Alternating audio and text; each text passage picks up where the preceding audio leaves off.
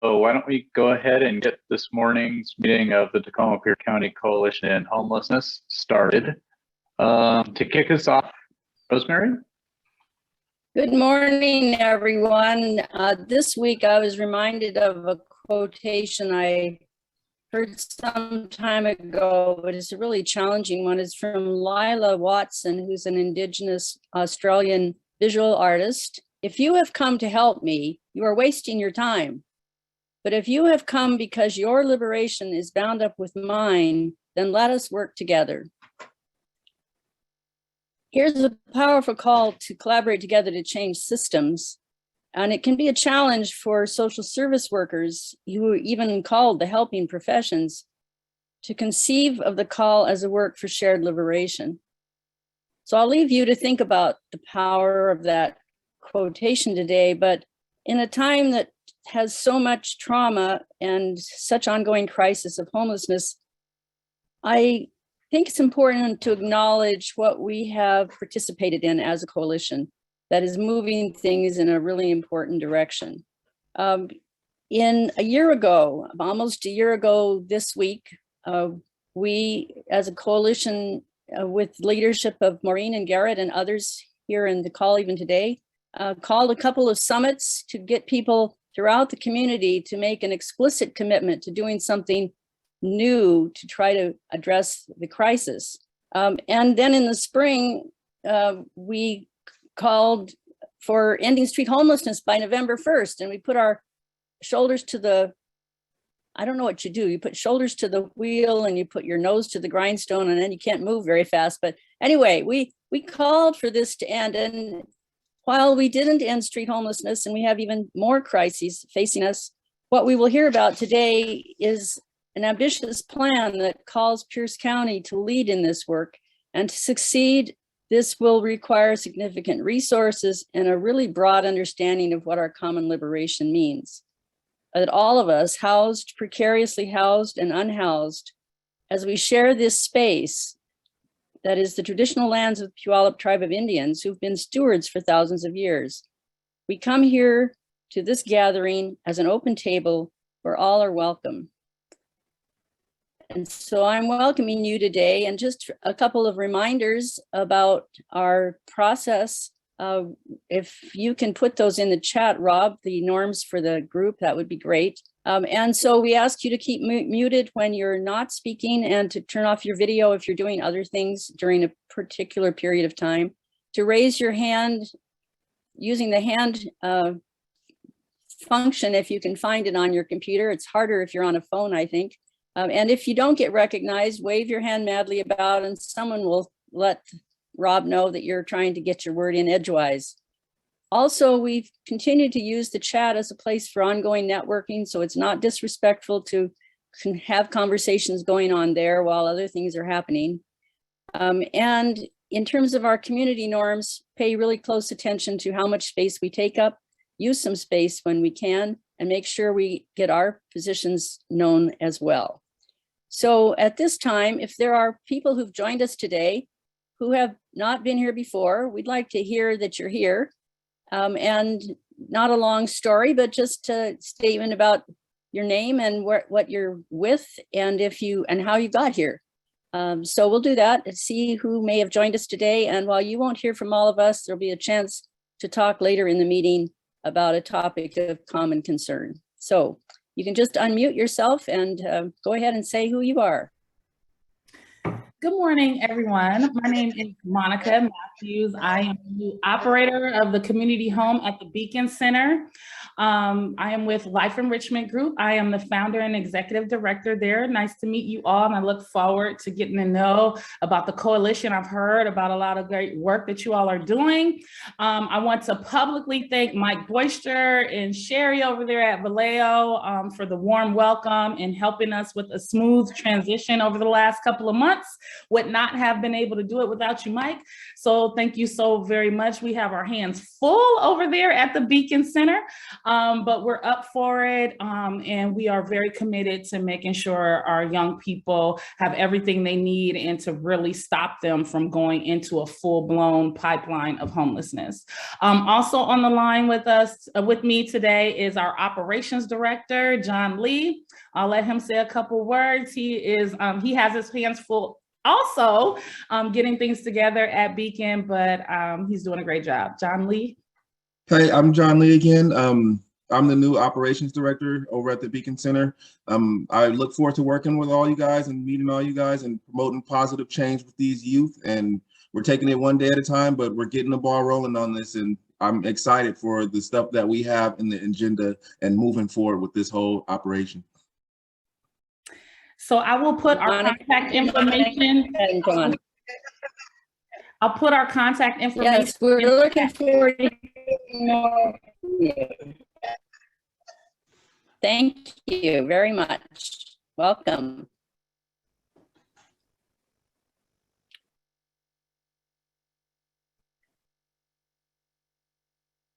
Well, this is great. If anyone else is new, if you'd like to introduce yourself, just unmute and do that. We're really happy to have the new Beacon Center folks here. My name is Patricia. My name is Pat Walton for short. I'm at First Presbyterian Puyallup, and we're involved in a lot of things having to do with homelessness. And I'm just here to listen in and find out what folks are doing. Thank you. Pat, welcome very much. We're delighted to have you here from Puyallup. Hi, I'm John Gilvar. I am relatively new. I attended only one previous meeting recently. I'm hoping to get more involved with the coalition. I live in central Tacoma, and I actually spend my weeks as a consultant and coach to homeless response systems all around the country, around a lot of around the intersection of health and homelessness and the unmet health needs that many people experiencing homelessness have. And so I do work with HUD and the National Healthcare for the Homeless Council and various different agencies, but I really am hoping to get more involved in my backyard and on whatever level, including just volunteering and helping out with the coalition as I can. John, you're very welcome. We look forward to working with you in whatever way it happens. So thank you for coming. Hi, my name is Mo. I am with Ideal Option. What we do is the MAP program for substance use disorder. We have clinics in Puyallup, Auburn, Tukwila, Seattle, Bellevue. But yeah, we help people same day appointment, see a provider, get their prescription, and we take all types of insurances. And we work, I'm a peer support. I go to homeless camps, jails, or whoever might need the services. So happy to be here. Mo, thank you very much for joining us too. And if you could put your information in the chat for those who might want to follow up with you, that'd be great.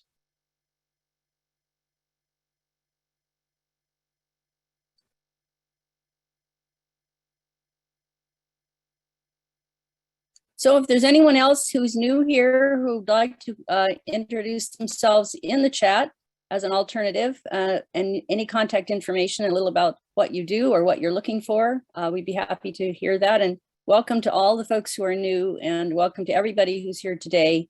Rob, you can take it now. Thank you, Rosemary. Thank you for centering us on togetherness and community this morning. So let's move on to our first standing item that we do every week, and that is our reports from folks who are doing interacting with people directly on the streets. We'd love to hear updates on what you're seeing, any changes this week, particular needs, updates. I'm hoping, I saw James Pogue on the call earlier. Hopefully we can hear about the early efforts that his group from Comprehensive Life is making around 25th and Portland Avenue. So I open the floor to providers and those doing direct outreach to share what they're seeing this week.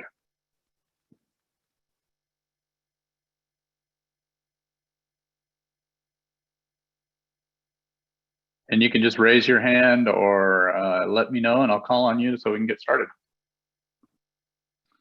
Andrea. Good morning, everyone. Thank you for letting me speak.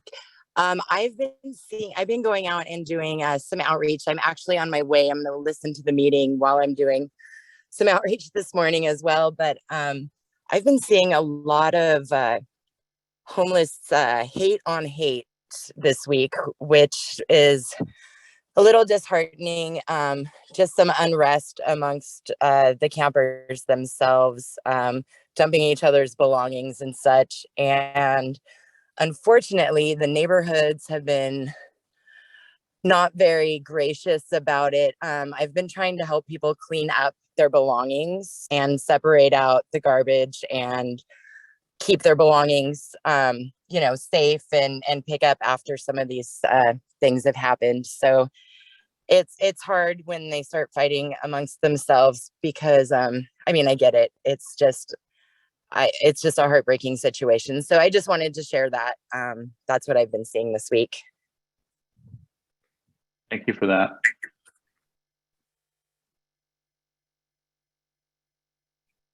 Monique? I'm sorry. Let me close my door. My dogs are going crazy and then I'll come back. Sorry. Okay, perfect.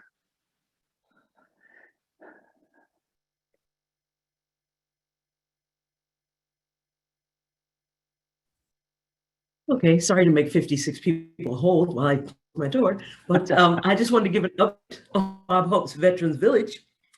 We have signed all the contracts. We completed the Ariba, which is where they'll pay, and they have started prepping the site. I saw the fencing up. They have cleared everybody who was living there out, and they've started to level. We have our community meeting December 16th, 1800 to 1930. That's 6 p.m. to 7:30 for you who don't understand military time. It will be a Zoom meeting. I don't have a link yet, but I will make sure that you get it so it can be shared if anybody wants to come to the community meeting. But that's where we are. We're excited and terrified at the same time. Thank you. Thank you, Monique. And just so you know, that was spoken, that particular shelter was spoken about a fair amount during a city council committee meeting last night. So thank you for terrifying me further. Yeah. It was all good, Monique, all good. Anyone else with updates to share for On the Streets? Teresa. So I want to give a little update on 99 Stockings. And for any of you who don't know about that, this is the 4th year New Connections is kind of taken leadership in this, but it's been something that the coalition has been hugely supportive of. And I'm going to show you in a minute the wish list so you see what's already shown up. But I wanted to put a pitch out here, particularly to this group. Last year we got a bunch of Bombas socks. 99 Stockings is we create stockings, and Monique and John, I'm hoping to have a conversation with you. We've done this. This will be the 4th year we would be doing it for the Beacon Center, but I don't know how to contact with you. I'm guessing it might be John. So we need to know how many people you have and that jazz. But we do that with we started out with the stability site and the Beacon Center, and now we have added some other folks. We do a very small little bag for Nativity House because there are so many there. We do larger ones for the Beacon Center and the stability site. And then we've taken on Bethlehem Baptist this year. And we also take things out to people who are unsheltered. So I put the wish list out there and we get what we get. Some of the bags end up being kind of small and they just have some candy and a pair of socks or whatever in them. But some of the ones that we do for our regular folks are kind of fun. Lots of good stuff in them. So people have contributed. If you are one of the groups who receives Bombas socks, we got a bunch of them last year from the Needle Exchange van, if anybody has extra Bombas socks to lend to this cause, we'd be delighted to have them. That's one of our short spaces. So let me quickly show you the wish list. So that, okay, Teresa, you say you're going to do that, but this is actually the stocking page, and tells you that we're trying to gather everything by the 19th, and some of the different people who've worked with us. If you have an interest in putting some things together, let me know, because we have, hang on, you see I'm trying to gather time while I get this screen up, but here it is. This is the list of stuff that we have already received. We also do, for some of the folks, as many as we can, we give a $10 gift card, and we do it for either Starbucks or McDonald's, not because we are brand affiliated or just love those two places, but they're so ubiquitous. It's like people can come inside and use the internet and either get a hot drink or something to eat. That's why we do it. And if you take, I'm going to put the link in the chat so you can take a look at this at your leisure, but you can see that we've got some things we have 100%. This is our little need list, is the red. That's what we still need. The green list is the things that we've already got, and the black list are the things we're aiming for. So I'll put that link in there, but I do want to say, if you have socks or gloves, those are often the hardest things to come up with. And also, we're trying to put together a little first aid kit. We have people who are willing to put them together, but it would be, I mean, even if all we do is put 4 Band-Aids in a Ziploc bag, it'd be a start, but we're hoping to get some antibiotic and that sort of stuff too. So I know it seems like a lot, but it's amazing what comes in. We're trying to get everything collected by the 19th, that's Sunday. I'll put my contact information in the chat and a link to the information about this. But last thing is, people who are doing street outreach, if any of you are going out on Christmas Eve or Christmas Day and would like a few holiday bags to take out with you, I'll do the best I can. Depends on what comes in, but send, my email address will be here. Send me a note and put in the title, include me on your list, and I will let you know what I have left after we deal with the ones that we've already promised. I know I took more than, maybe I took 5 minutes, but thank you. Take care. Thank you, Teresa. And anybody else to share an on the streets update?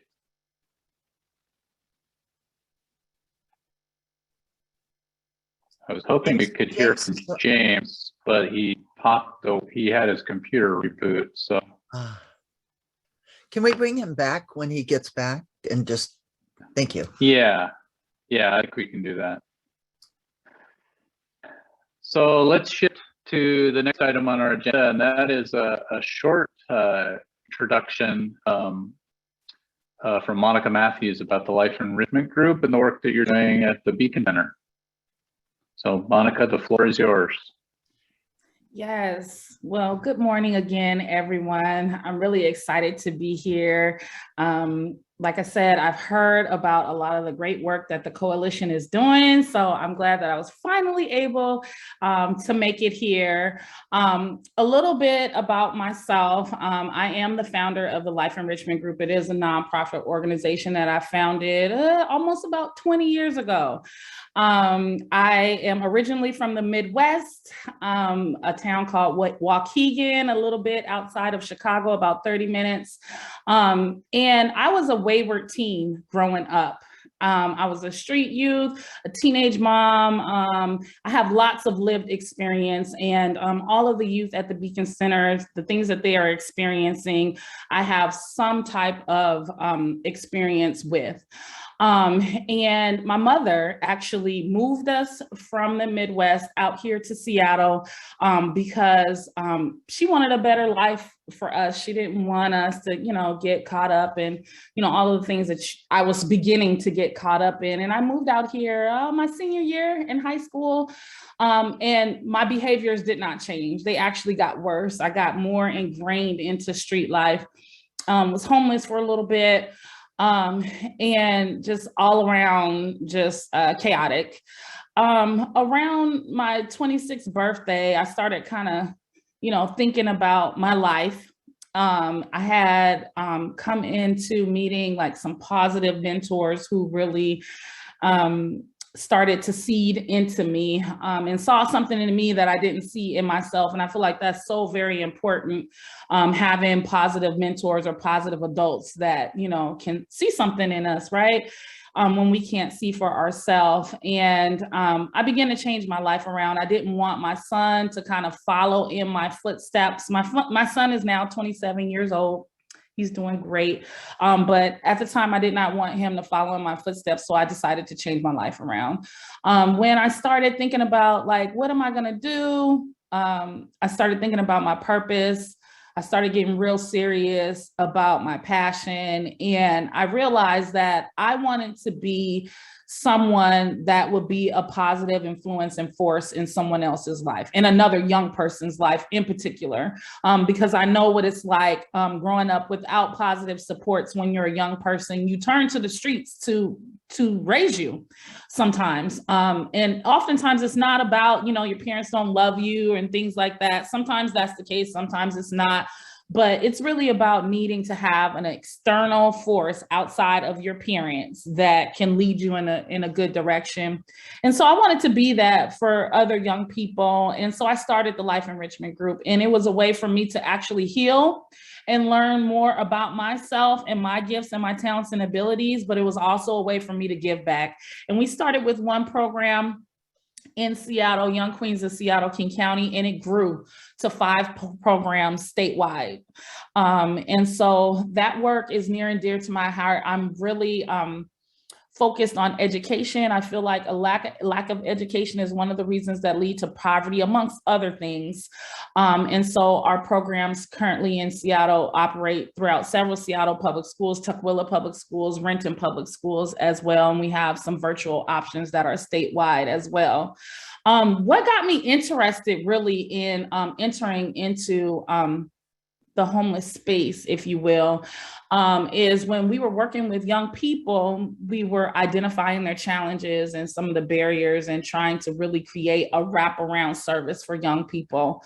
And in doing that, we realized that a lot of our young people were unhoused. They were couch surfing, they were homeless, and that was distracting them in their education. And so we started looking deeper. We started providing like, housing vouchers, motel vouchers, things of that nature, but it just was not sustainable, right? We needed to start working with other organizations that actually provided housing and services in that vein. And what we found was that in order to provide a strong wraparound service, we needed to get in this homeless space, right? Learn more. We are experts in youth development, youth and young adult development. We are new to this space. And so that's why I really have been leaning on Mike and leaning on other partners and wanting to get to know you all in your programs as well, because in full transparency, we've never run a shelter before. This is our first time doing that, but this is not our first time working with young people. This is not our first time helping young adults and young people be on a trajectory towards success. We know that very well. And so we feel like that is really the secret sauce in dealing with young people. I mean, housing, yes, that is a piece that is important and that we will work towards getting for our young people. And so this opportunity is very exciting for us. We know that it's very important that our young people, that we stop really provide interventions with our young people so that they are not becoming chronically homeless, right? So I'll share with you all, day one, we got a young person housed. Day one, and that was like great. I was like, oh, that was a good way to start off. We know that this is a challenging work and that it always doesn't go that smooth, right? But one of our core values is really community. Really working together. Like, we are not interested in working in a silo at all. That is not how we operate. That is not how we have been around for 20 years. It's because we collaborate and we work together for the betterment of our guests. And so that's just a little bit about Life Enrichment Group and myself personally. You'll get to know me more, and I look forward to getting to know all of you all. But we do have our work cut out at the Beacon Center. Over when the pandemic hit, we had already been looking into mental health and really advocating for the importance of mental health services. When the pandemic hit, it blew everything out of the water. We were like, we absolutely need to have mental health services as a part of our programming. Prior to the pandemic, we weren't able to get funding for it. It wasn't a priority. And we knew that it was, and we know that mental health services are not cheap.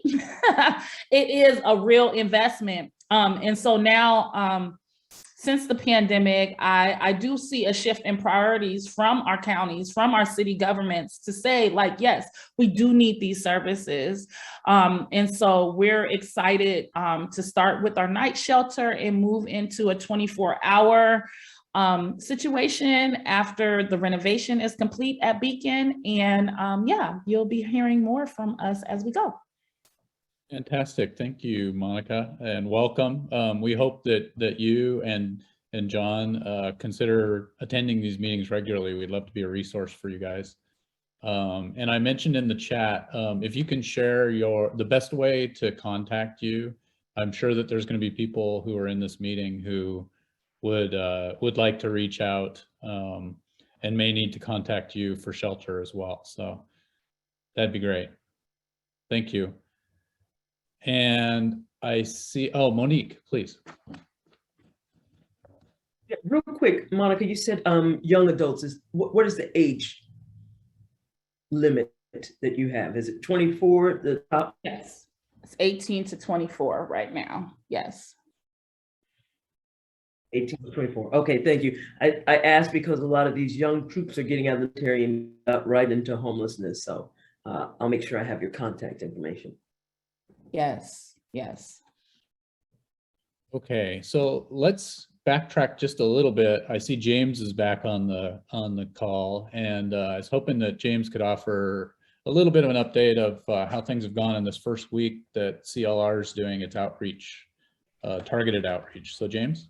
Yeah, thanks. I was having some fun Zoom problems here. Can you guys hear me? We can. Yeah, so if my thing starts glitching out or I freeze or something, just mute me and move on. I'm having some fun today. And Monica, I'm very excited to meet with you and see you. I'm excited you're here.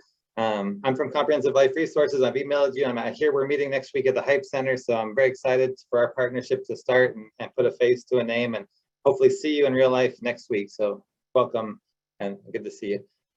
Yeah, so we started this week with the for lack of a better term, targeted encampment outreaches on my outreach side of my programs. And I'm going to give a little update. We picked 3 encampments, as I said last week, and I'll go over the 2 long-term projects and then I'll pivot to the 25th and Portland site. So we are at 7th and G, and I'm going to show my website in a few minutes again, just to remind people how to see where we're going and then how to email us if you want to join and some of the other things that we're doing so our partners can assist in this effort if you choose. So at 7th and G, we've been there every day this week. There's 12 tents that are just stationed there. We've met with 6 of the occupants of the tent. There might be more than 6, 1 person per tent, but we've met with 6 people. Of those 6 people, 2 of them have sat down with us and done a full coordinated entry intake and started the process of case management, just planning.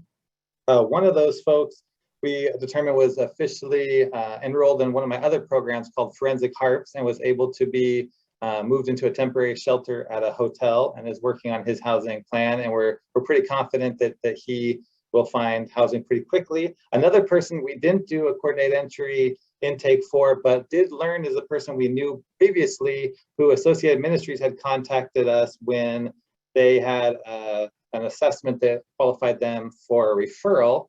Wasn't able to find him on the timeline of that referral, but notified Associated Ministries that we found him and got his name kind of reactivated with his ID and a couple other pieces. And it looks like the referral is like already got the next referral available for him. So he's working towards getting a housing through the coordinated entry system pretty soon. So pretty good outcomes for that first site. We also, just unrelated, have come across a person with medical condition who is an amputee. So if your agency works, to assist folks with that level of disability, I would love for you to either contact me or come to the Tuesday meeting. We work with the person, but if you have special resources like wound care, mobile nurse, some sort of access to better equipment like wheelchairs and things, not our jam, but I would love to partner with our medical side of our coalition. If nothing else, just come to the Tuesday meeting that I'll tell you later and I give you some more details, or you can email me directly. We would love, this person's super interested in taking care of his medical care, and besides taking him just to the emergency room or trying to find him a community doc, we're pretty limited on what we can do. So it would be awesome if we can get somebody more specialized in that work. And then a couple other of the folks we met were committed to come to our walk-in clinic, which I can talk to you guys in a minute. Our second site is just a couple blocks away from the 7th and Tacoma Avenue on 2nd and G. 11 tents have been stationed there. We met with 4 of the folks and were able to do 2 coordinated entry assessments, but that's kind of as far as we've gotten there. I also want to thank a community member from the coalition. I believe his name is Richard Dorset. Forgive me if I get that wrong, but he emailed us and joined us on one of our outreaches to give out hygiene packs and to get food and blankets out, and asked if he could just volunteer to do some Good Samaritan work. And we said, sure. And he came out and was able to give out additional support to some of our folks. So if that's also in your wheelhouse and you want to join us just to give out blankets or to do any kind of community service type work, please let us know. We would be happy to. I'll show our website, but we're every morning, Monday through Friday, with the exception of Thursday, we go out to the same places, same time every day, starting in the morning. And then I guess you'd say the highlight, or the one that has the most energy around it, is our 25th and Portland site. Been out there every day. We've met with 3 people who actually are looking for case management kind of support and then coordinated entry, and 3 more folks asked to come in at a later time, and we were able to give them some bus passes to come into our walk-in. We count consistently 16 tents, and in those 16 tents, we've met with 10 residents. And that, for those that don't know, that's the site that Maureen and others have been posting about. It's a sound transit property. It's been posted for, let's just say, eviction, relocation, removal, whatever the right term is, sweep. Next Friday, which means from COMP's perspective, we'll stop doing our targeted outreach on Wednesday.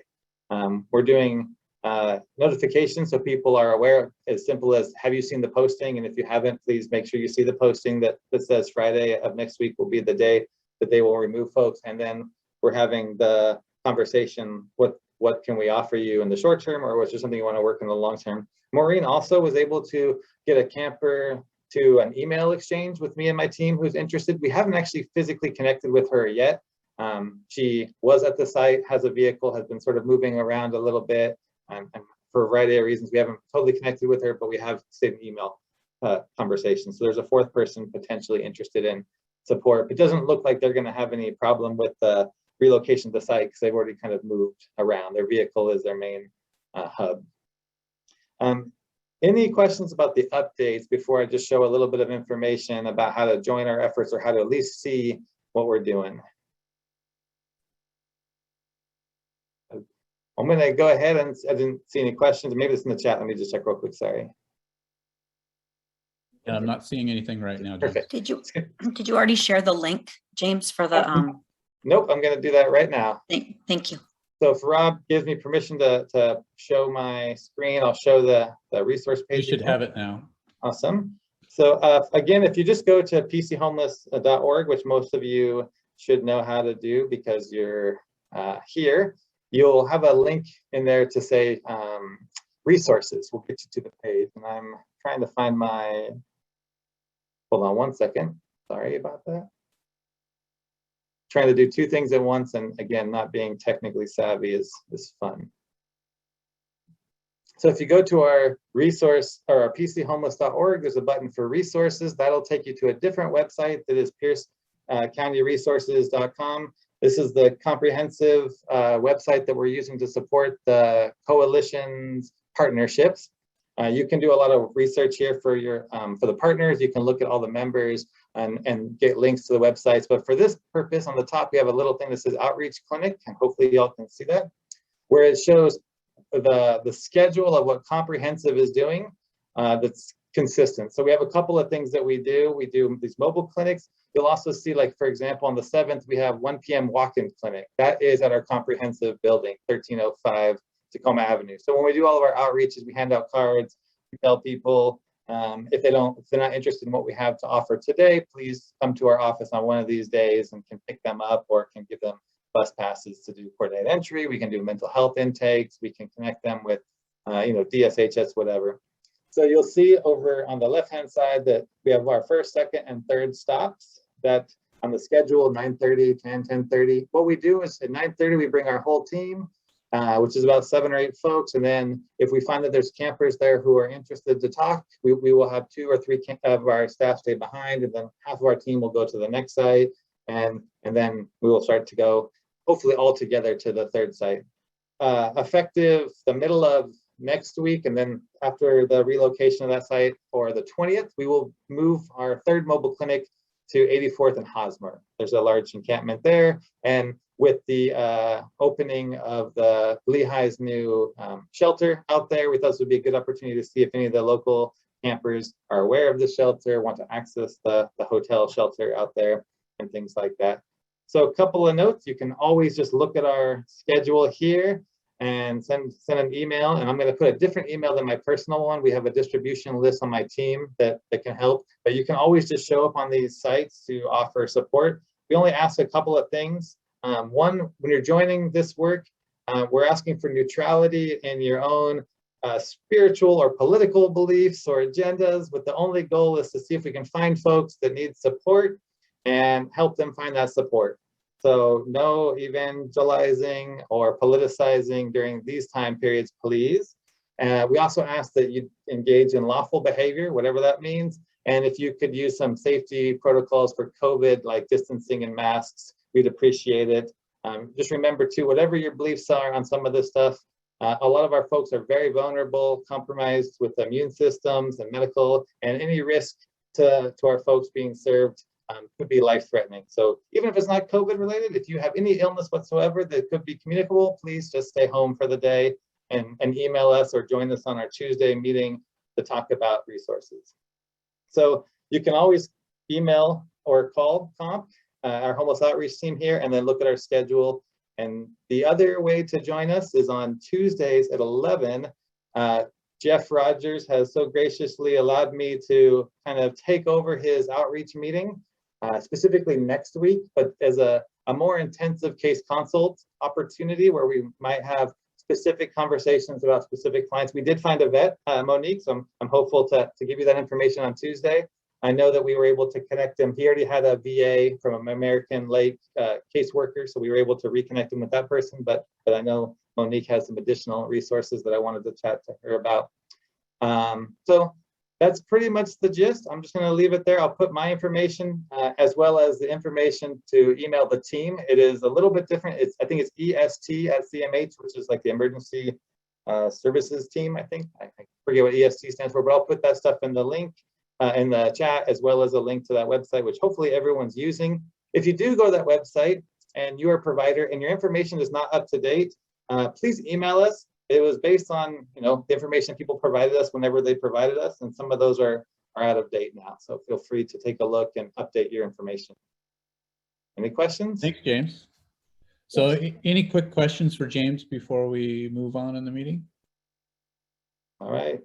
Lots of clapping and hands, high fives I can see. So my final pitch, next Tuesday at 11 o'clock, if I'll put Jeff's info in here, I put in the email. If you would like to join the kind of case consult meeting, or to kind of talk about what you offer and want to join this kind of stuff, please do so. This is going to be the last one before I'm on vacation for 2 weeks, and then I'll reconvene in January. So this, and I'll make that announcement via the coalition distribution list. But again, next Tuesday at 11, email Jeff Rogers, get on that Teams meeting, learn what you need to learn, and then I'll make final emails, and I'll be gone starting after the coalition meeting next week. I'll be here to give the last update, but then I will be out for 2 weeks, and we'll pick all this up.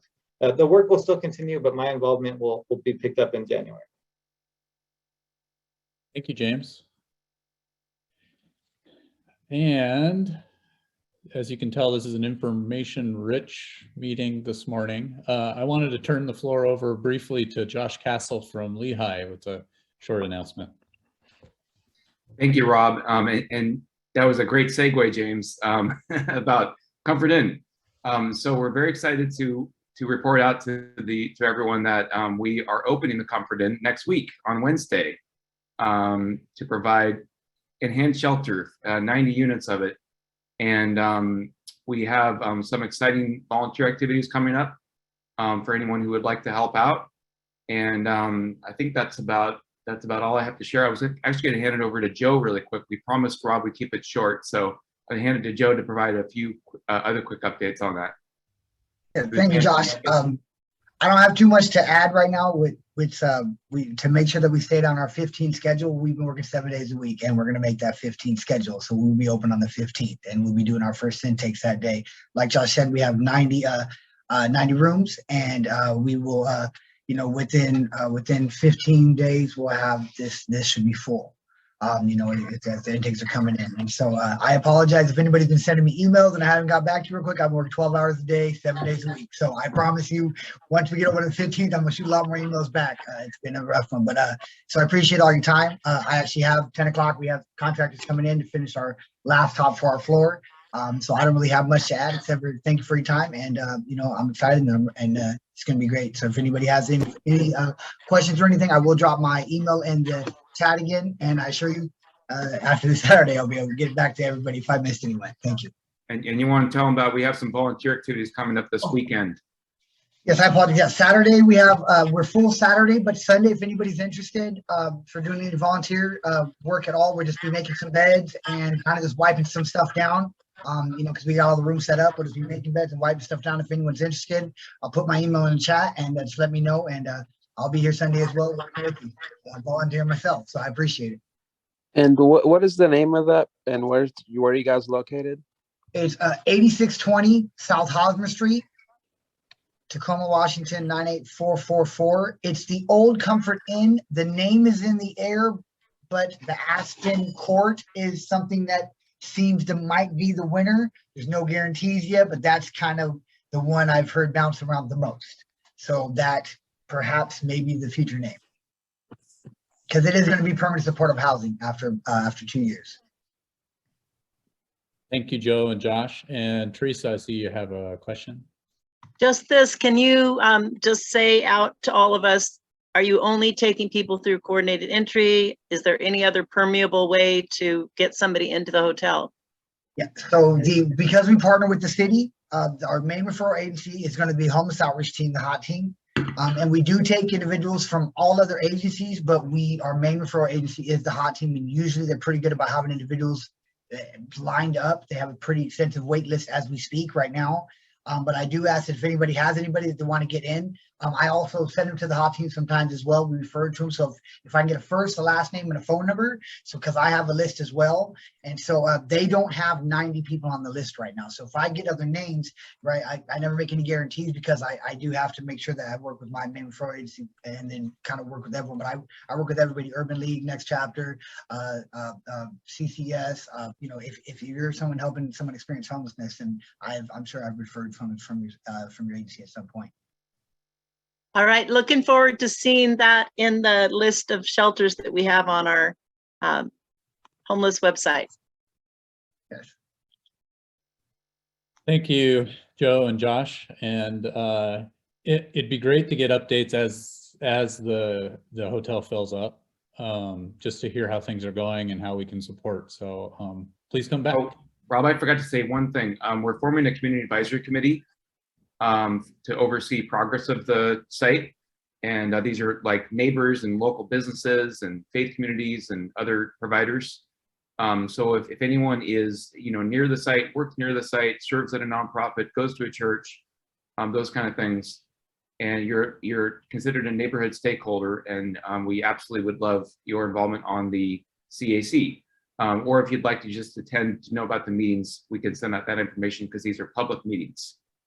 So feel free to reach out to me if you'd like to apply or you'd like to attend those meetings. Thank you.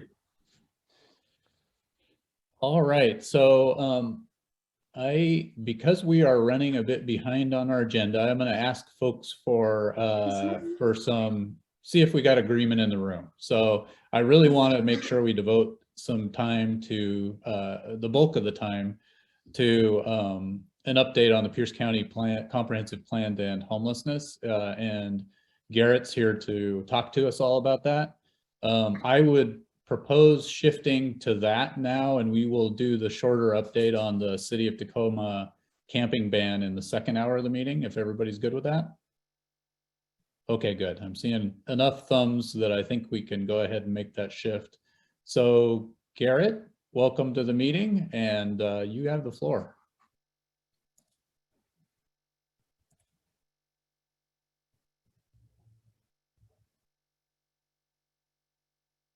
And we see your slides, but you're muted.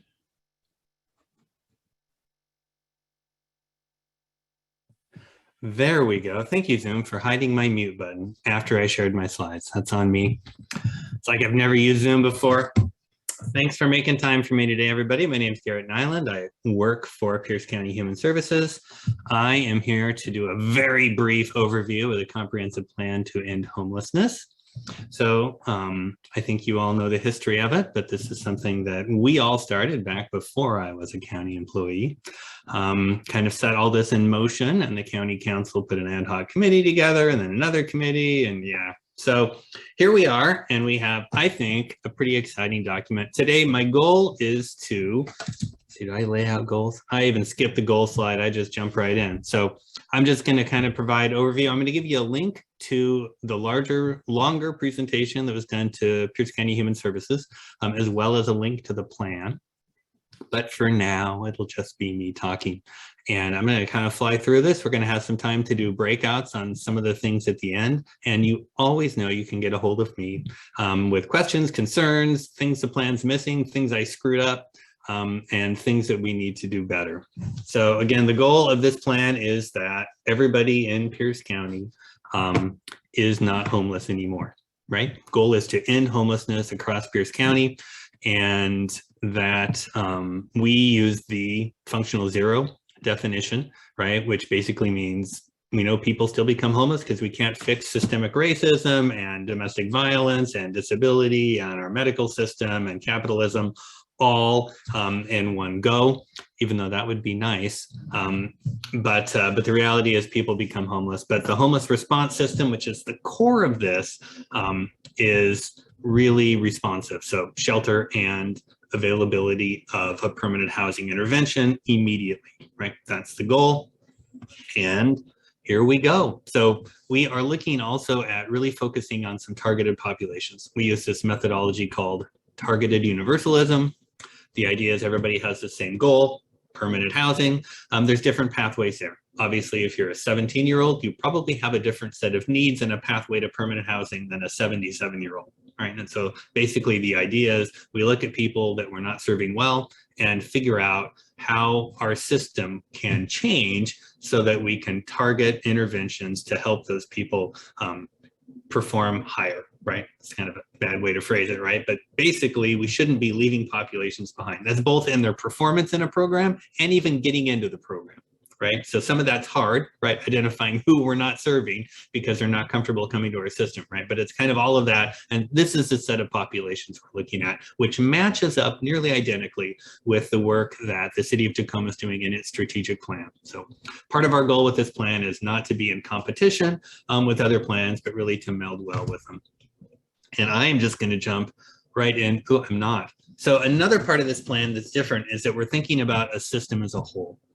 And that's something we've not done a great job in Pierce County. We've, and a lot of communities are like that, right? We've focused in on programs, right? Let's make sure our shelters are working well. Let's make sure we're looking at the outcomes of clients in rapid rehousing. All that's important to do. But what's even more important at this point in time is to think of the homeless system as a whole and to look at it as a whole and to think about the measure we need to be monitoring is how many people are homeless, right? If that number keeps going up, even if we're doing an amazing program as a system, we really need to be doing something differently. And by differently, I mean what we're doing, but more of it. And so there's a number of kind of themes that run through this. But I really just want to jump into our 6 goals. So each of the goals is designed with a number of strategies to accomplish the goal. They often feel pretty high level. They often conceal a lot of the conversation and the complexity of each one just because it's already 46 pages and to get any longer would have maybe slowed us down forever. So that's a frustrating reality. Like behavioral health appears as one line item, even though we had numerous conversations and worked with behavioral health providers, brought other people in for input, and we learned a lot and we simmered it down to like one goal. So our implementation will be different and more detailed and as we work on that. And then we've got accountability sort of baked into each of the different goals. And these aren't perfect. So if there are things that look like they would do a better job of us being accountable to people experiencing homelessness, right? That's the first group, the most important group we're accountable to. Taxpayers, neighbors, providers, advocates, right? How can we show that we're doing the work and our progress towards the work getting done and that we're using right time and resources appropriately? We've identified some roles and we also talk about costs. And how much effort it's going to take. And these costs are really, we say high and low means we think we have the resources to do it now. And high means we need more resources, right? So high could mean another, staff member. It could mean another $500 million of money. So it's a bit of a span. How are we doing? Okay. And I'm going to put a link into the plan and there are more details in the plan. I'm just going to kind of fly through the goals, high level, sailing through. Goal number 1, this is worth highlighting that these are the goals that a steering committee of community members and all sorts of different folks put together. Probably wouldn't have been what county staff would have put together. So I just want to emphasize this plan really reflects what I heard. Right? There's not an awful lot of, I don't think we should bring this to council, right? That isn't what happened with this plan. For the most part, it was exactly what we heard in the community is needed. And one of them is creating a unified homeless system. And part of that is this recommendation for a Tacoma Pierce County Unified Regional Office of Homelessness that would be accountable to ending homelessness, that would be resourced, that would be a central funding location perhaps, right? But the idea is if we're going to look at functional zero for all of Pierce County, having one place that coordinates that and is accountable for that has a huge amount of value. So we have a bunch of targets related to that. Again, I could go into details on all these, but Rob only gave me 10 minutes. It's Rob's fault. Is everyone clear on that? Rob, so I'll say it together. Rob's. Used to this. Second goal is to ensure our interventions are effective for all populations. So one of our 6 goals, right, is really about race and equity and making sure that we're serving folks well. We envision a team that's really going to be focused on monitoring this and making recommendations on places we're failing so that we can improve, right? Again, this is our targeted populations. I don't know who that's going to be. It could be an offshoot of the coalition. It could be an offshoot of the COC's race and equity work. It could be a combination. It could be something new, right? So I'm going into details on this because a lot of how we implement this is still able to be formed. It's malleable and we can make sure that, right, we launch with something that we all think is going to work. And we can always make changes as we go along, right? And so again, lots of dashboards. I'm excited about that. You guys know I'm a data guy. And so I'm really excited to be looking and providing the public with a real window into how well are we serving, right? Sometimes our data won't tell the story. So we'll try to tell the story of the data we don't have. Don't know how that's going to go, right? The example I always use though are the Latino population. I think that they probably don't come to a lot of our programs because of concerns about being maybe identified as undocumented or treated as if you are, even though you're legally in this country, right? And so we often maybe don't see people. And so trying to figure out how to collect that information, right, is again, all work we need to do to serve populations. Our third goal is a simple 2-word: prevent homelessness. And how this is implemented is going to be very curious. Most of the strategies on this one have to do with when a crisis is occurring, how do we respond? And it's necessary for us to go further upstream, and figuring out how to do that is going to be, I think, a real challenge, because there's a lot of things that need to improve in the homeless crisis response system, right? What we do when someone is homeless.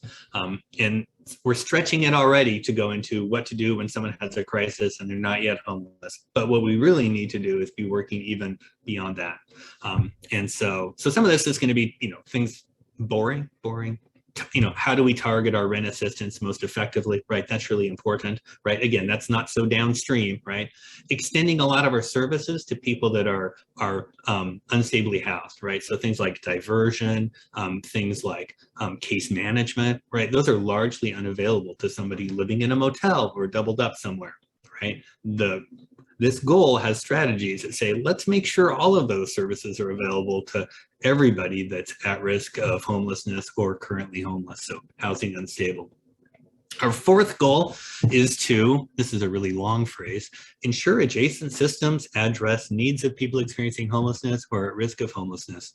So this is another nod at all of these systems that aren't part of the homeless system, right? They serve people that are homeless, if you want to call the criminal justice system always necessarily serving, right? But they work with people experiencing homelessness, but they aren't funded as a sole homeless program, right? So we're looking at workforce development, healthcare, behavioral health, right? Those are outside the scope of what human services homelessness is going to be funding, but they're things that we need to work with them to make sure their programs are built to meet the needs of people experiencing homelessness. And that could be more funding, right? Like something like getting someone into substance use treatment. There could be a bed available for a person, but not a person that only has Medicaid funding, right? So that's a systemic problem with the behavioral health system. It affects people experiencing homelessness, might take some money to fix, right? So those are things within the charge of this goal and some of those strategies. Another one is,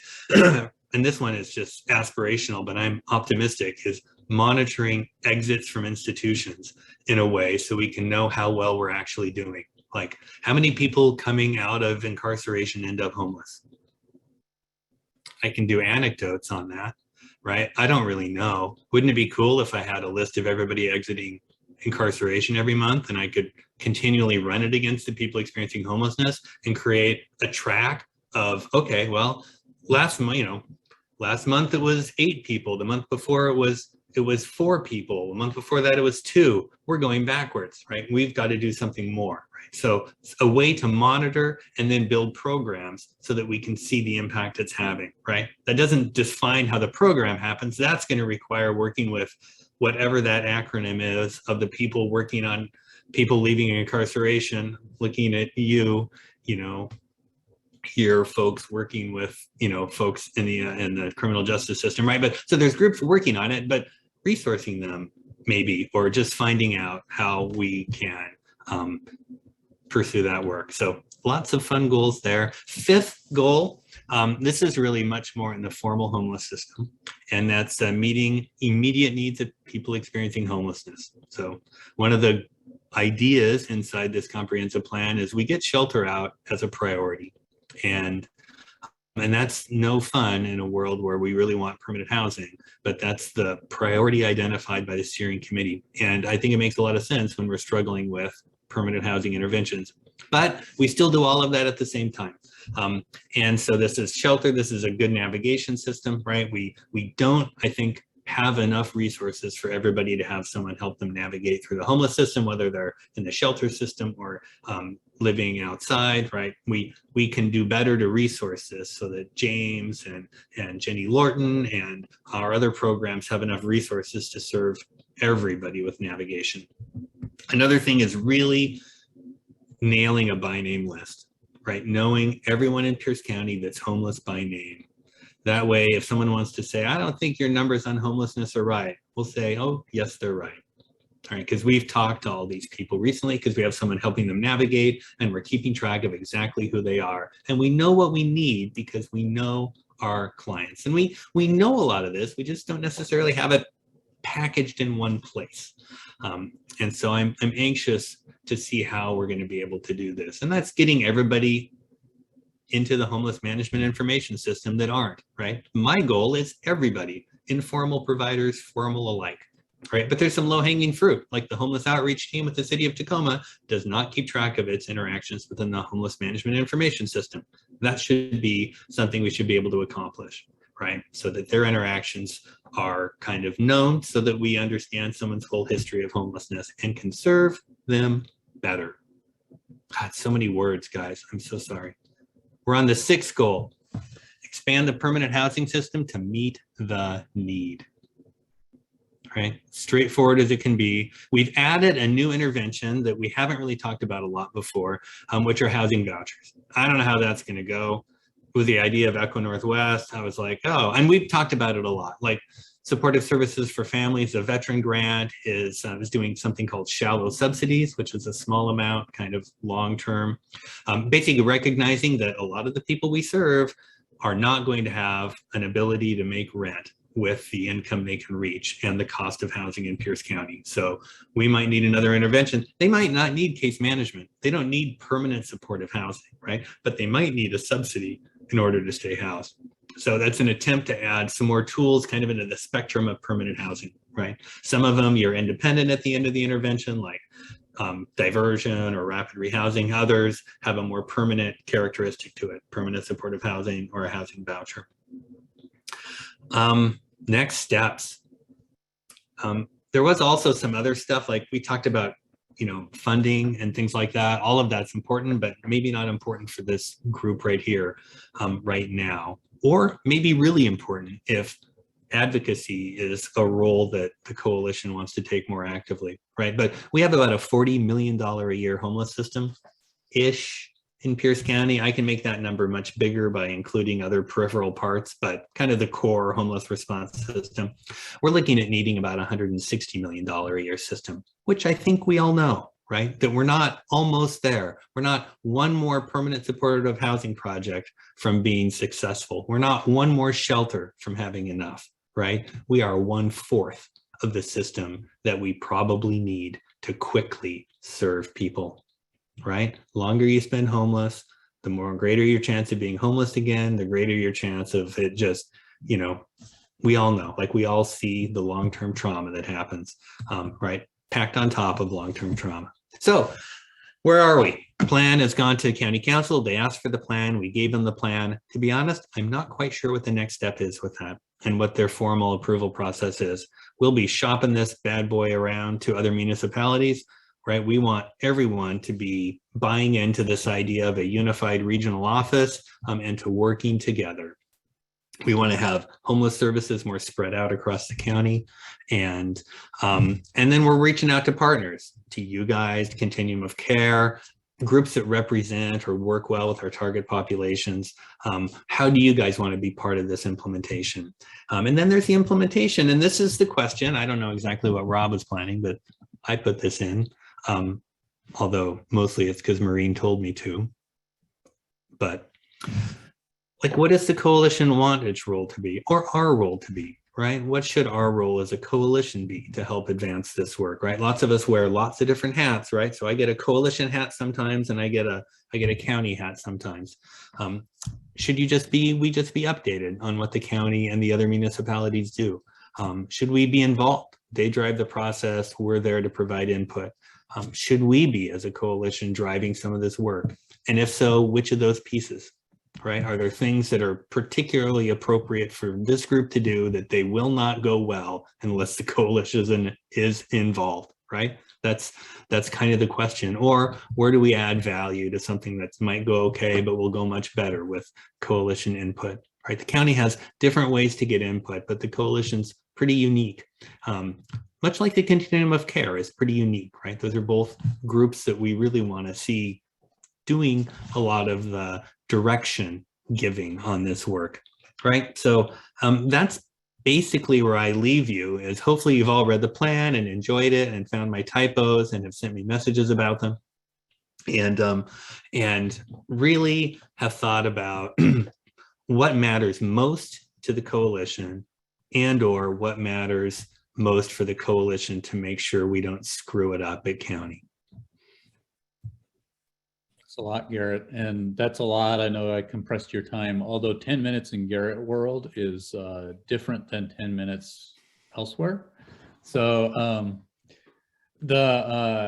what I had hoped that we could do is have some breakout conversations about exactly what Garrett brought up in terms of what should the coalition, what should we as a coalition do to ensure that this plan is not something that goes back on a shelf, that it stays alive, and where should the coalition assert itself into this process. So I wanted to spend 10 minutes having small group discussions about that. I'd ask folks in those small group discussions to take some notes, and we can come back here after 10 minutes and do a short kind of report out, as well as have folks put information in the chat. As always, I will try to put roughly 6 or so people in every room. And again, we will do 10 minutes in the breakouts. Any questions before we go to breakouts? All right, and away we go. So welcome back, everyone.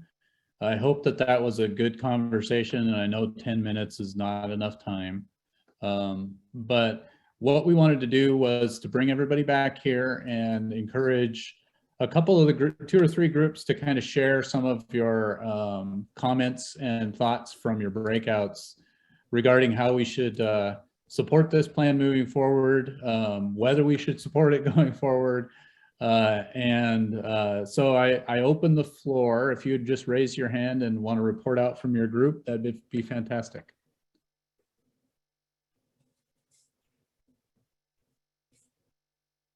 This is our opportunity to once again tell Garrett what we'd like him to do. So I know there's 50 people in the room who want, at least 49 who want to tell Garrett. Tell Garrett. I would love Monique, to go ahead. What to do. So in our group, we talked a lot about being involved, that the coalition must be involved, and that we have to be involved in the ways where our organizations can fill the gap, right? We all have our sectors. And so we all need to be at the table. I was talking about this concept of combined arms, and everybody knows I'm a one-trick pony. So in the military, you've got this combined arms where you're bringing all the different groups together on the battlefield to work together as a seamless team, right? And so in King County, I created this combined arms partner plan, which is all the Pathfinder groups, right? Bringing to the table what they do, what they can offer, what resources there, and then keeping those things elevated and pushed to the top. And I believe that as a coalition, we need to do that, to be involved, to make sure this thing doesn't sit on a shelf and collect dust, and keep pushing the issue, because we're the ones in the coalition that are really out here doing this work, and we need to let the city know what is happening out on the street. So we must be involved in the plan. Thank you, Monique. Anyone else want to share some thoughts from your conversation?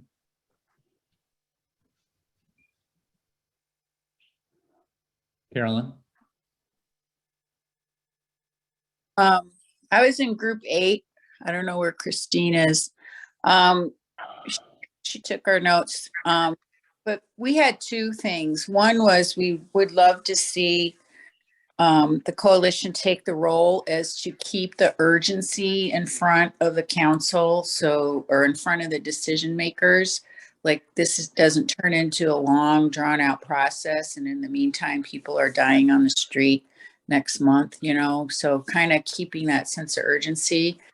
And also to advocate for funding, because without money, this plan isn't going to go anywhere. And, the county has a tool already available to them, the 1/10 of 1% housing tax that they've chosen not to approve.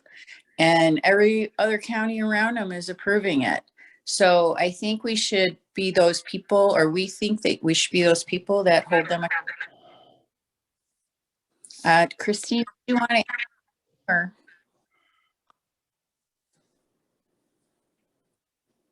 Sorry, my connection's not great here. Oh, okay.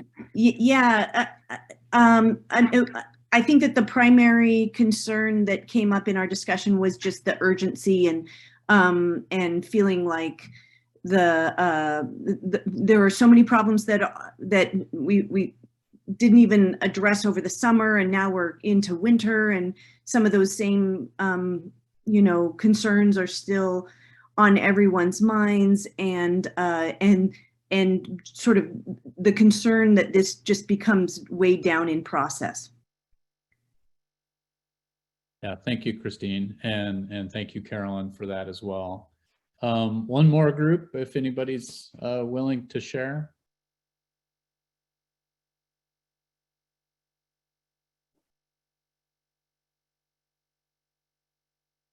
All right, I'm not seeing anybody raise their hand. So what I was hoping that we could do is I wanted to encourage everyone to, over the next week, take a chance to go take a look at the plan. If you have the time, you could watch Garrett's longer presentation that he did to the Pierce County Council Human Services Committee earlier this week. That provides a much more in-depth overview of the plan, as well as gives a sense of where Pierce County Council members are with their thoughts around the plan. What we had hoped to do is to set up a poll for next week to poll our coalition members and see if we can agree or not on endorsing the plan and using it as essentially a blueprint for the work that we're going to do in the coming year. So so I do urge everyone to take the opportunity to learn more about the plan, and we can move on from there. Garrett, there is a request in the chat for the link. Oh, and you already just put it up, so thank you for that. Rosemary, your hand's up. Just a quick endorsement. Timothy Harris did a wonderful job of summarizing the plan in the Dignity City paper. He put a link in the chat, and I just encourage you all to use that. It's really good to share with people who might not have time to read a whole plan. So thank you, Timothy. All right. You get to write the executive summary next time, Timothy. That would have taken a load off of your shoulders, Garrett. All right, so thank you everyone for indulging in this conversation. I think it's really important, especially since a lot of this work was launched by the coalition's interest, as was laid out by Rosemary at the beginning of today's meeting. So Monique, I see your hand go up. Yeah, sorry, I just wanted to ask a question. So in terms of the coalition, is kind of taking our voice there, or is Maureen taking our voice to the city? How is the information here getting to the city? So this is actually to the county, and there's a couple of mechanisms that the voices here get to the county. One being Garrett is our embed at the Pierce County Human Services.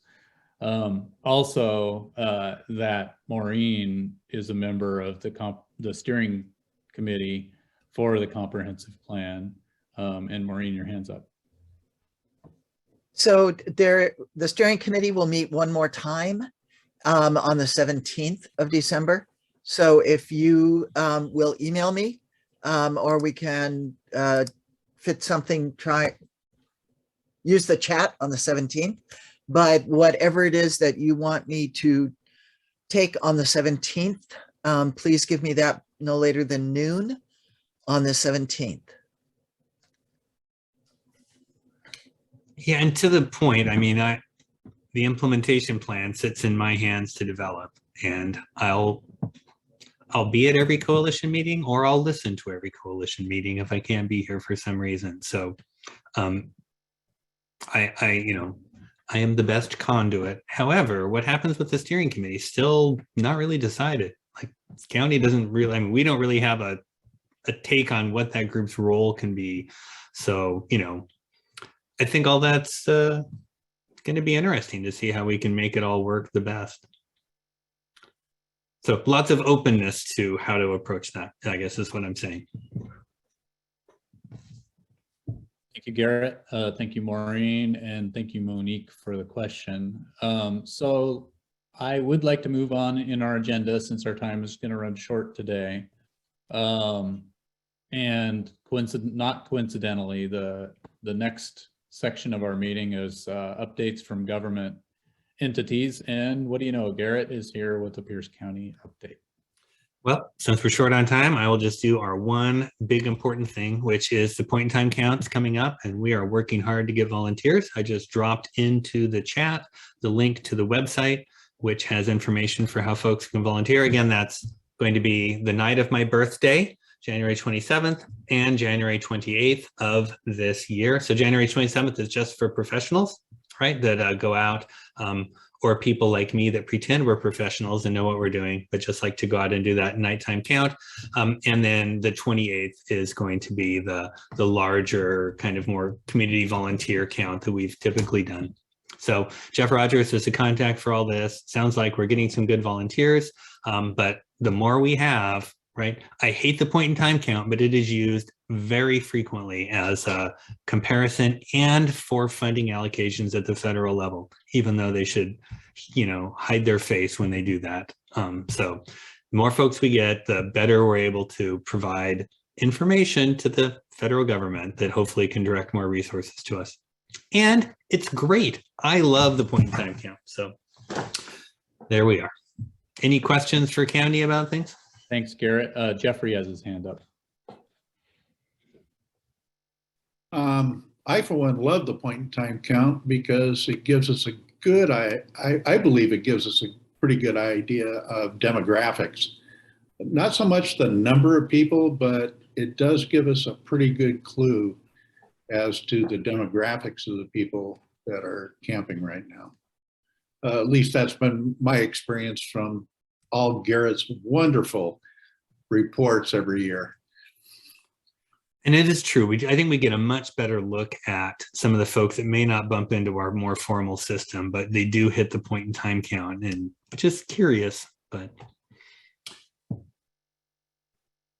right. And that's it for the county for today, Garrett? That's it. Yep. We, I guess I could do so the RFP for this around $5 million of document recording fee money from the state that's available for county, for hotel leasing and for rapid rehousing and outreach to bring folks into that RFP closed last week, and next Friday is going to be when the review committee meets. So not far after that, those decisions will be made. And I haven't looked yet at how much money came in requests or how many agencies, but it's a good chunk. So that's good news. Lots of folks interested in doing the work, which is something we sweat all the time. Thanks. And again, you guys know how to get a hold of me. Thanks, Garrett. Valerie, would you like to do an update on the rental assistance work? Sure. Can you hear me okay? Yep. Great. Sorry, I had to chase down dogs while Garrett was talking.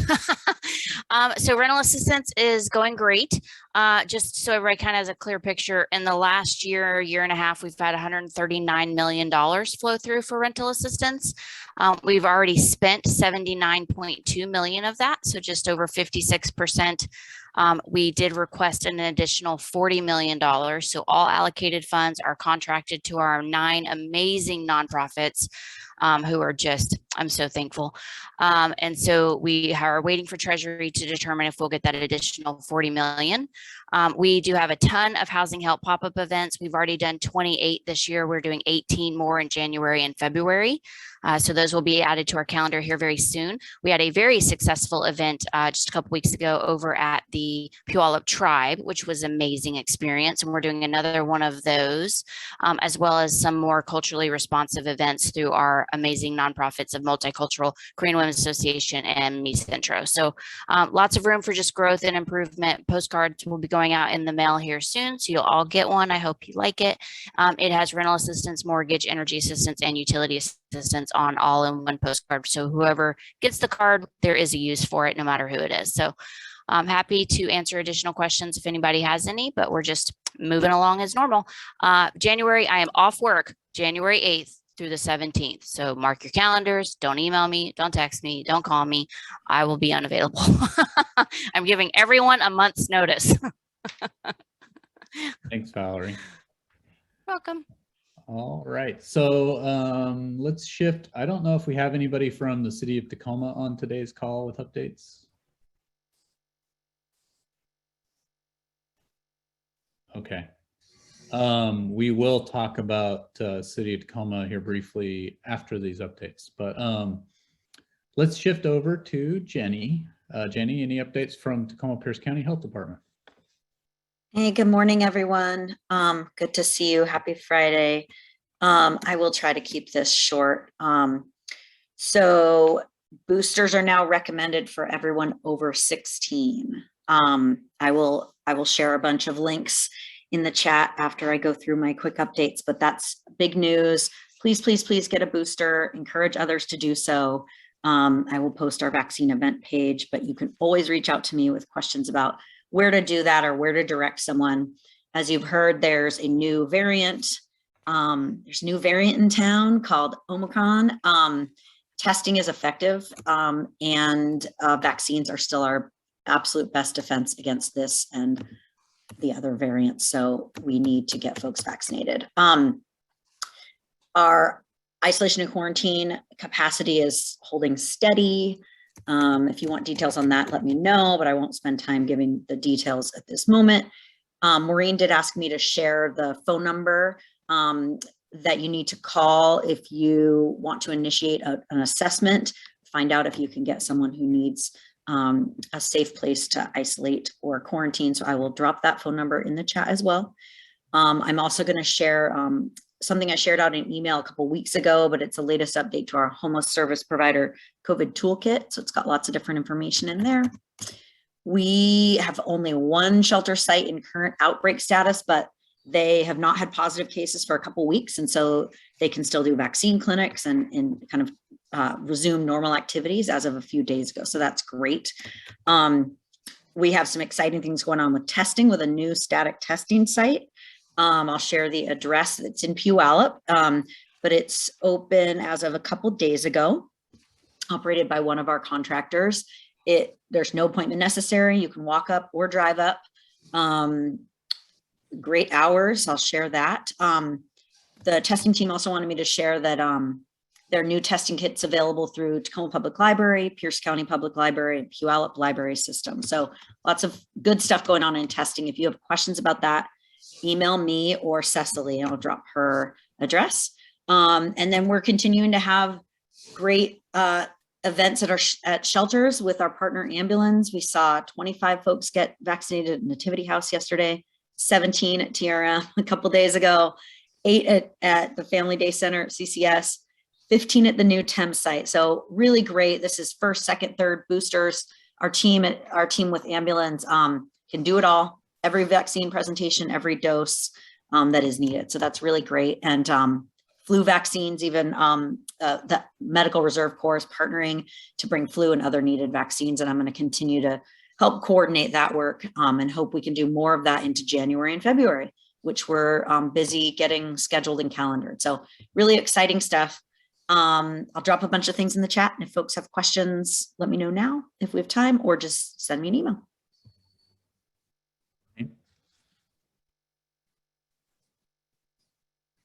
You're up, Maureen. You had a question? No, I've got, and added to what Jenny just said, Regine sent me a note, the health department, that she had a conflict, had to leave, but Jenny might want to expand, but the Puyallup Tribe is opening a public testing site next week. And Regine will send that, or Jenny, somebody will send it out on the listserv. So Regina's DEM, so that's probably them. Oh, okay. I don't, okay. If I find out information about that, I'll happily share it, but I don't know the details. So okay. Hopefully she'll share that out. Thank you though. And I Yeah. see Regine on screen, so. Yeah, I just popped back over. We have there some she calls. is. Sorry. Yeah, we have some calls coming in and out this morning, so I apologize. Yeah, so thank you, Maureen, for throwing that out there. We've been working closely with the tribe on some tribe focused testing that they've been operating for a little while. And they have made the decision to open their site to the public, which is outstanding because of the location. It's very accessible. And it'll be a great testing location. They'll be open 4 days a week.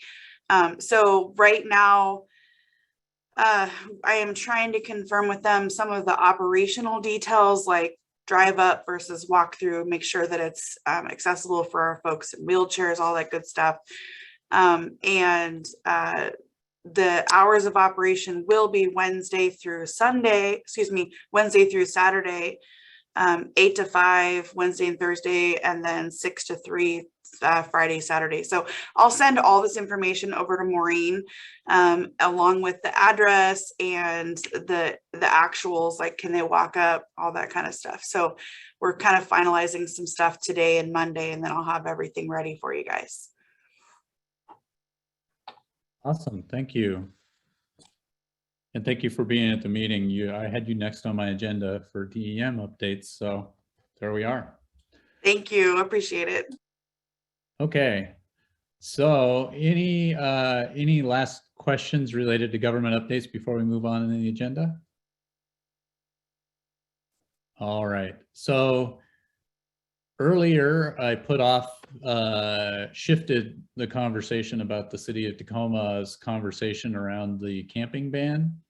So I don't want to spend a ton of time on this today, but we did want to provide an update about where things are in the process.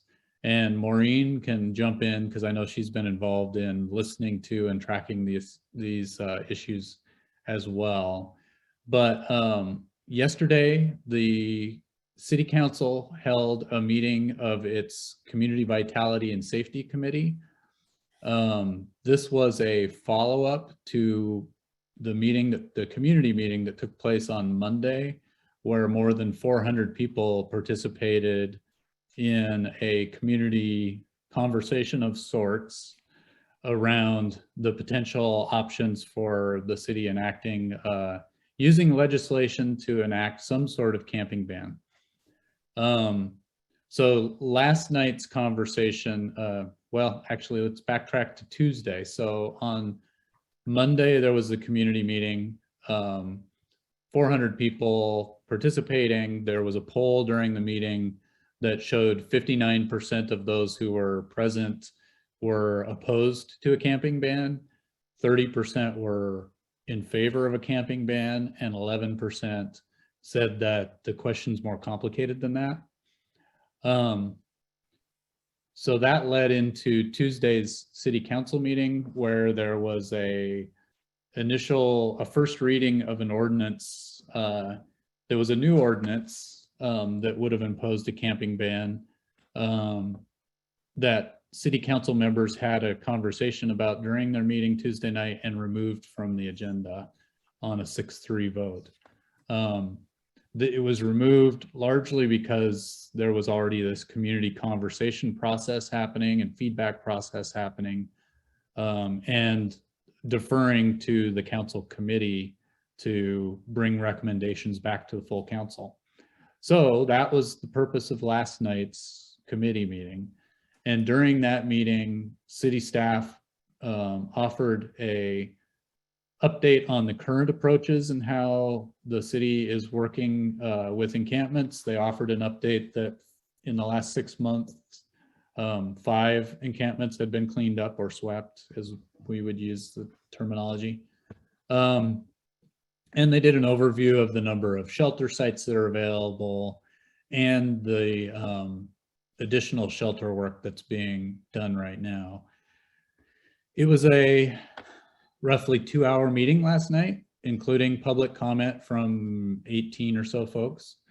And what came out of that meeting was a request for city staff to do a couple of things. Those included provide more information to both the committee and the full council around the option of potentially doing a camping ban with either limited hours or limited geography.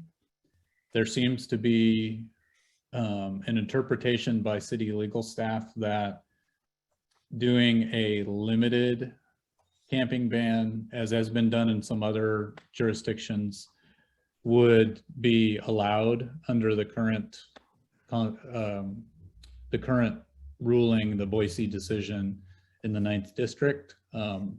So that's up to the legal minds to decide whether that's true or not. But there was a request last night around the idea of doing a ban within a certain number of feet of schools and parks, and what that map might look like, with city council recognition that that might create other problems, so maybe they don't want to go there. And then there's also a request to create more opportunities for public feedback and transparency around the process of creating legislation to deal with homelessness. So the city council is going to discuss during its study session this upcoming Tuesday at noon. They have on the agenda an item related to the feedback that they had from this week's public meeting, as well as the CVS conversation.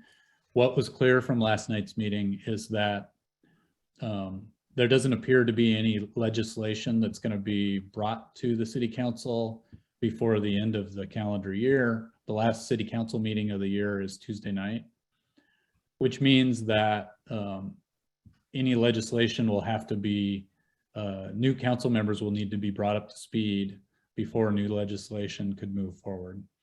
So that's my verbal interpretation of what happened. Maureen, what can you add? So just a couple, thanks, Rob. I think a couple of things are really key for people to know. One is that I find that Chair Ushka, she chairs the CVS committee, and she is also the vice chair of the Tacoma Pierce County Health Department Board. And that's really important. And I find her very responsive, like almost immediately responsive to emails, to suggestions, that sort of thing. And I think, so that's one thing. The other thing is, I did suggest after conversation with the coalition steering committee, that we, bring back the idea of working in a small group to try and negotiate some of this. And I suggested that to her with a expansion beyond this coalition to include the Lived Experience Coalition, the Tacoma Pierce County Chamber of Commerce, the Tacoma Safe People, a few people from each group, and there may be some others where people really had some significant vested interest and knowledge to bring. And she said she really wanted to keep this as much in committee as possible, but she could see maybe some work groups. I said, well, maybe around a specific piece of this sort of stuff. So I don't know where that's going to happen, but I like her commitment to transparency. The thing she did not know that I think is really important for everybody to know, and that is, I learned this week that the governor's office is expected to bring forward legislation around encampments on public property. And nobody has seen that yet. The chair, Ushka, was not aware of it. And I did ask the Washington Low-Income Housing Alliance if they would like set up a kind of a war room or something of people who are dealing with this all the time. And Michelle Thomas assured me that they'll pull together something as soon as they have some knowledge of what the legislation looks like. And I suggested strongly to the chair, to Ushka, that the city delay until they see what the state legislature does. When the city talks about legislation, they're talking about city ordinances. All right.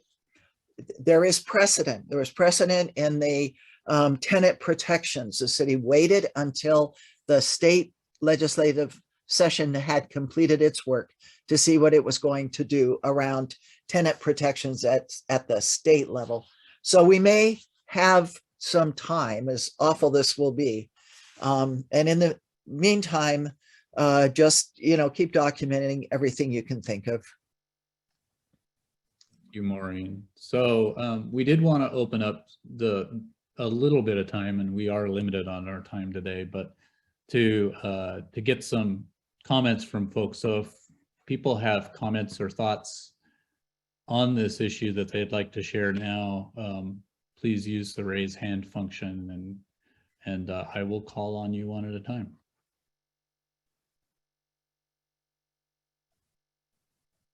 I do know that a number of folks, including myself and Maureen and Sally Perkins, did attend, and some of us spoke during last night's committee meeting as well. So, and I have the slides and notes from last night. If people are interested, I'm happy to share.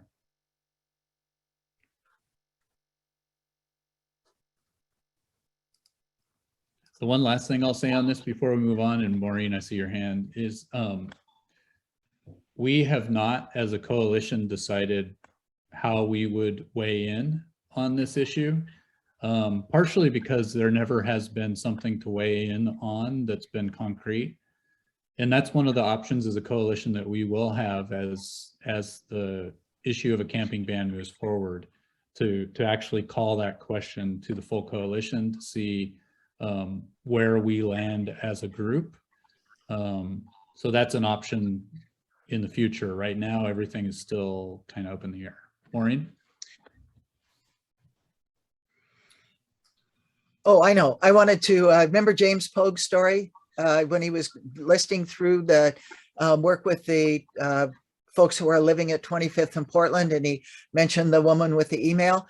Well, that's the email I got from the News Tribune in the middle of the Monday community engagement, asking me what this woman should do, because she had reached out to the News Tribune because she saw the encampment, the story of the sweep. And so that loop I was able to close with James. But yeah, the woman in the red Jeep. Yeah. And Jan, I see your question in the chat. The enforcement policies is exactly what the city council is considering. So so at this point, it's unclear if they make if they set some sort of ban that has criminal penalties. Then there was a conversation during the committee meeting last night that in that situation, police could forcibly remove someone if they wouldn't comply. If it's a civil infraction, then somebody could be fined. But that's all yet to be decided, and it's all part of the conversation. Joe, I saw you were unmuted. Did you want to say something? Yes, please. Sorry, I can't find the raise hand button. No problem. I think I'm wondering about the definition of public property, because in 2018, probably, in my neighborhood, we had some tents on a planting strip.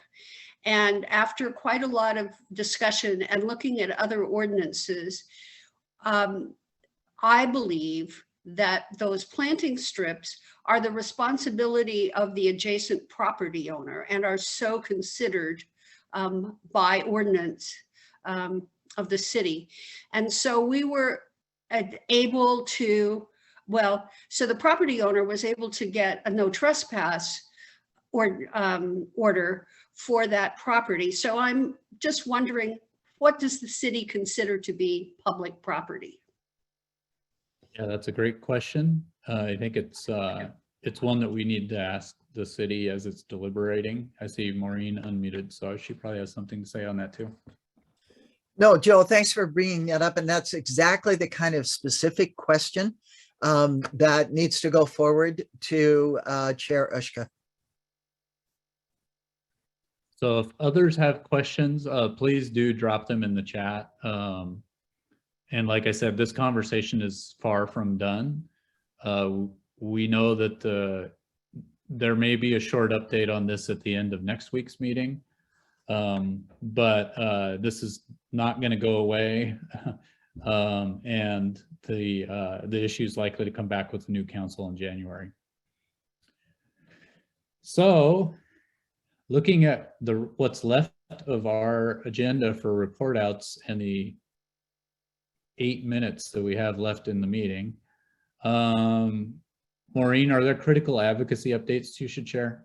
Yeah, let me just thank you real quickly. One is that back to the issue of encampments, that the Evergreen State College is hosting the Evergreen Encampment After Action Review Monday, December 13th from 3 to 4:30. You are all invited, most especially if you worked that encampment in any way, but it is open to everyone. We're trying to come out eventually with recommendations, and I'll send the link on the agenda again later today. And then Rob will drop the link into the list of meetings on the coalition's website.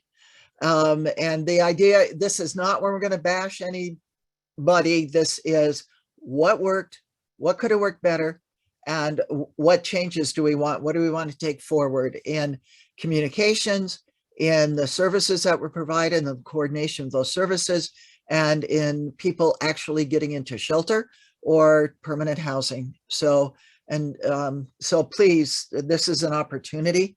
Evergreen did want to know, the dean did want to know if we expected them to host an after action review for every single sweep. And I said, we'd start with this one and go forward. I haven't talked to James about, does he want one after 25th and Portland or not? But so there's that. The next thing is that the Washington Low Income Housing Alliance board should have adopted yesterday the 2022 state legislative agenda. I just don't have a copy of it yet, but as soon as I have it, I'll send it out, and then I'll ask the coalition to formally vote to adopt it next Friday. This is something we normally do every year, and it frames the state level work. There are some exciting pieces in it. You heard Garrett say how much money we needed. If we went unit for unit, shelter bed and permanent housing unit, there's $400 million in the ask on the Alliance's legislative agenda to increase the State Housing Trust Fund by $400 million. It's over $1 billion in money that has not been appropriated in any way, not been spent or anything. So there's that money. The other tenant protection that will not be called rent control, but will be a combination of legislation, proposed legislation that would hopefully put a limit on a rental increase at any given time. They are not just egregious here, everywhere, and it's across the state. And it's not just the actual apartments, it's also the lot rent for the mobile homes.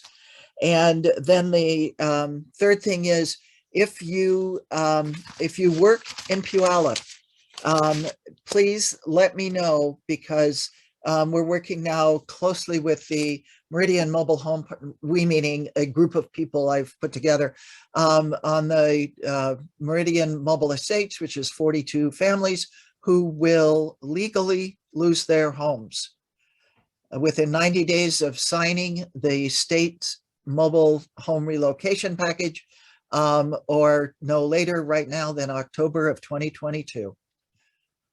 And if you work in Puyallup or anywhere in East Pierce County, the State Department of Commerce has asked us, what the housing resources are. So email me if you want to be part of that. So thank you. Thank you, Maureen. Rosemary? I just put my hand up because I wanted to be sure I got this in. It's necessary for next week. So I don't know what you were planning to do, but I'm inserting myself here. Anyway, Yeah, and I was going to call on I you before we wanted to took let off. everyone, okay. I wanted to remind everyone that next week we're having a forum with newly elected public officials throughout the county. We sent out 34 invitations. We received 15 responses, 12 of which are positive and represent 9 local jurisdictions. So we'll have an opportunity next week to talk with lots of local folks, and we've asked them to come with 1 or 2 questions they have about homelessness that we can answer in our conversation with them. And then we're asking all of you for the breakout session to think about talking with a public official in a community that you may or may not be in, and it's describing what kind of needs you think public officials can assist in helping to meet. So how could they be involved with us to promote housing equity for all? So that's Cynthia Stewart, who's the president of the local League of Women Voters, will be our moderator. And we'll have a little longer discussion period. We're going to have 20 minutes. So come prepared with good ideas and questions you might ask of these folks. We want to give them some time to respond at the end, but it's not a campaign speech. It's a, this is what I learned kind of reflection. So come prepared next week for that. Thank you, Rosemary. And I think that's a great note to end on.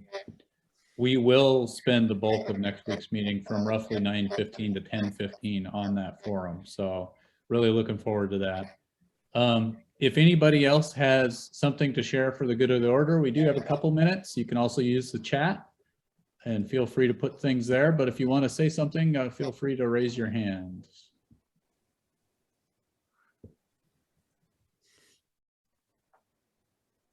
All right, Sheila. Trying to find that raise hand function. Good morning, everyone. Yes, I just put collaboration for a cause winter warm up is happening at noon, the Portland Avenue Community Park on Portland Avenue and 35th. There are vendors there. Fearless Leader Kelly has also acquired warm winter clothing, gloves, hats, coats, and Bernie Elementary did a drive. So they, the children from Bernie Elementary have contributed gloves and hats and things like that. And then the second thing I wanted to remind everybody is I sent an email to the full coalition yesterday for some more holiday resources. And the reason I sent that out yesterday was because time was of the essence on some of them. There were some deadlines for them. And I want to thank Teresa for sending me that spreadsheet template. It got lost in my junk mail and I finally found it. So thank you, everybody. Merry Christmas. Thank you, Sheila. And Jeffrey. Just wanted to remind everybody on the 21st is the memorial for homeless individuals who have died in over a couple month period at Shiloh Baptist, noon on the 21st. Is it noon or 4? That I don't know. Yeah, my mind went blank on that. Sorry about that. Well, we can share it next week. Yeah, but just reminding everybody, there it is. Thank you. And yes, it will be at Shiloh Baptist indoors because of the weather. Oh, and there's Mike Yoder with the services from 6 to 7. Thank you, Mike. All right, so I want to wish everybody well. Thank you for being with us today, and I hope everybody has a good, safe weekend. Make good trouble, and we will see all of you next week.